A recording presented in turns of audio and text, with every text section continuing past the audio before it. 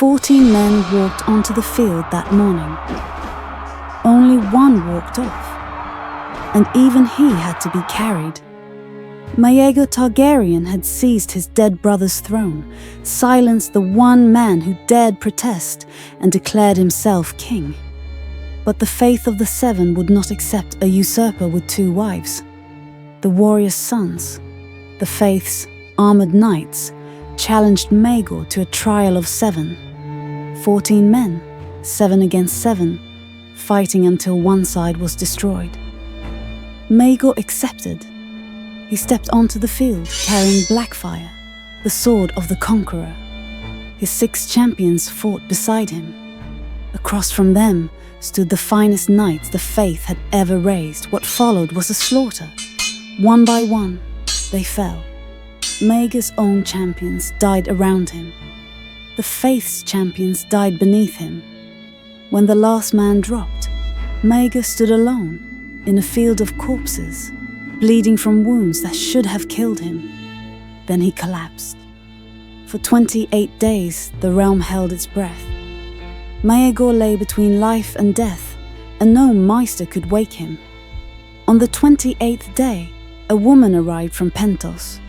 Her name was Tiana of the Tower, a dancer, a courtesan, and some said a sorceress. She took over his care, and Maegor opened his eyes. The man who rose from that bed seemed darker than the one who had fallen. Welcome to Westeros Within, where we journey into forgotten ages, hidden legends, and ancient mysteries. This is Blood of the Dragon, Episode 2, Maegor the Cruel. When Balerion killed a dragon, his first act upon rising was a vengeance. 700 warriors' sons had barricaded themselves inside the Sept of Remembrance on Aenys' hill. Maegor mounted Balerion, flew to the Sept, and burned it to the ground with every soul inside. The screams, they say, carried across the Blackwater. Then he married Tiana atop the ashes and bones. He offered a gold dragon for the scalp of every warrior's son, and a silver stag for every poor fellow. Thousands of scalps were brought to King's Landing. The gutters ran with the blood of holy men. When the High Septon still defied him, Maegor marched toward Old Town with Balerion overhead. The High Septon was found dead in his chambers before Maegor arrived. Whether he died of fear or was murdered by those who feared what Maegor would do to their city, no one can say. A new High Septon was installed, one who bent the knee. The people called him the High Lickspittle, but dragonfire could not burn away every enemy. Prince Aegon, Aenys' eldest son, the true heir to the Iron Throne, raised his banner. Great houses rallied behind him, and Aegon had something Maegor did not expect: a dragon. Quicksilver was young and beautiful, pale as moonlight. Prince Aegon loved her as his father had loved her before him. When the 2 armies met near the God's Eye, Aegon climbed onto Quicksilver's back and rose into the sky to face his uncle. It was no battle. It was an execution. Balerion was the Black Dread, a century old, whose shadow could swallow whole towns. Quicksilver was barely a quarter of his size. She fought. She twisted and snapped and breathed silver flame. But against the oldest and greatest dragon the world had ever known, she never had a chance. Quicksilver fell from the sky, trailing smoke and blood. Prince Aegon fell with her. The first time a dragon killed a dragon in Westeros. The first time a Targaryen fell from the sky. And Maegor, circling above on Balerion, watched his nephew die and felt nothing at all. With the faith broken and his rivals dead, Maegor turned to the one thing that still eluded him: an heir. His first wife, Cerys Hightower, had given him no children in 14 years. He had already cast her aside. His second wife, Alice Harroway, finally conceived. The court waited. Maegor waited. And when the child came, It was born eyeless and twisted, a monster. Tyaina whispered that the child was not Maegor's. She produced a list of 20 men she claimed had shared Alicent's bed. Maegor gave Alicent to Tyaina. Her death took a fortnight. When it was done, Maegor cut her body into 7 pieces and hung them above the 7 gates of King's Landing. Then he rode to Harrenhal and exterminated every man, woman, and child who carried Harroway blood. The entire house, erased from the world. Years later, Tyaina would confess that she herself had poisoned the child in the womb, that Alice may have been innocent, that an ancient house had been wiped away for a crime that may never have existed. But that confession came too late. In the same year, Maegor lost the only person who had ever protected him.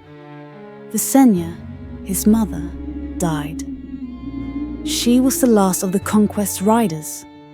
With her death, the dragon Vhagar was riderless, and Queen Alyssa, Aenys' widow, seized her chance.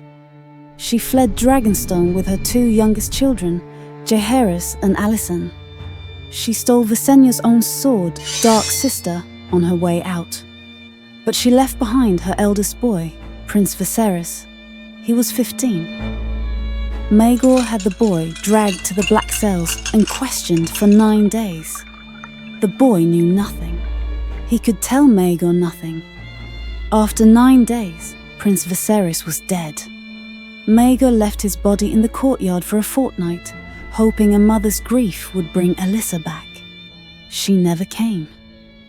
When the Red Keep was finally completed, Maegor threw a great feast for the builders. 3 days of food and wine.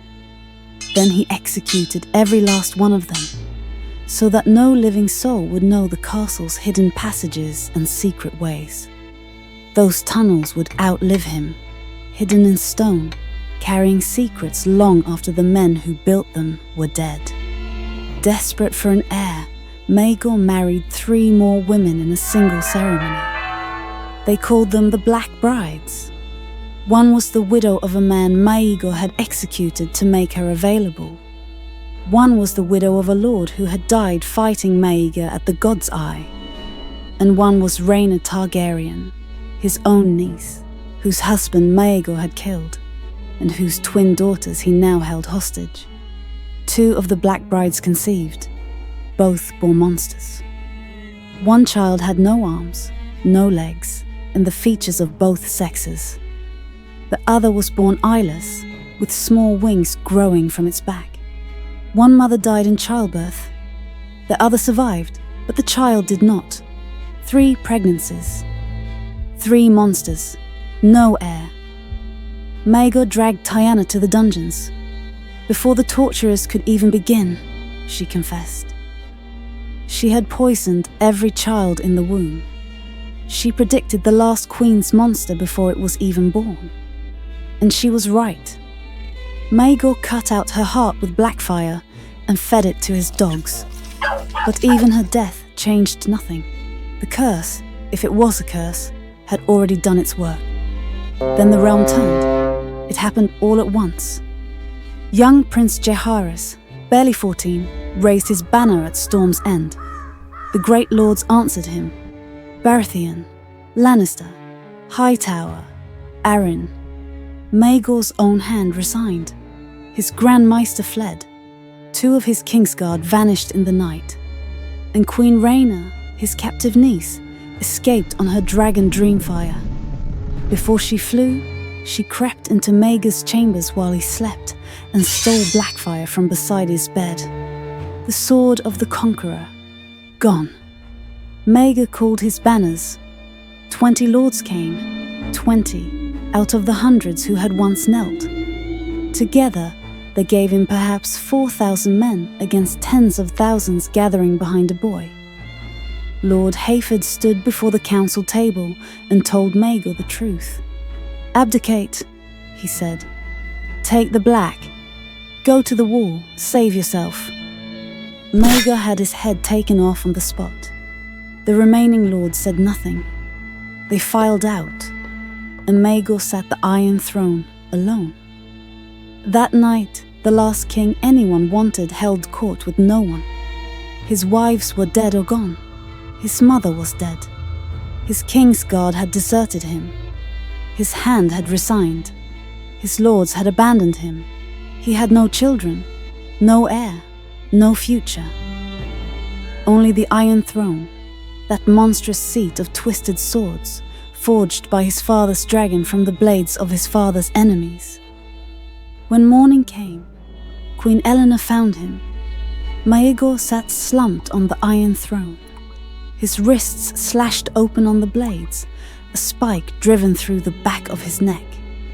His robes were soaked in blood. The steps below him were dark with it.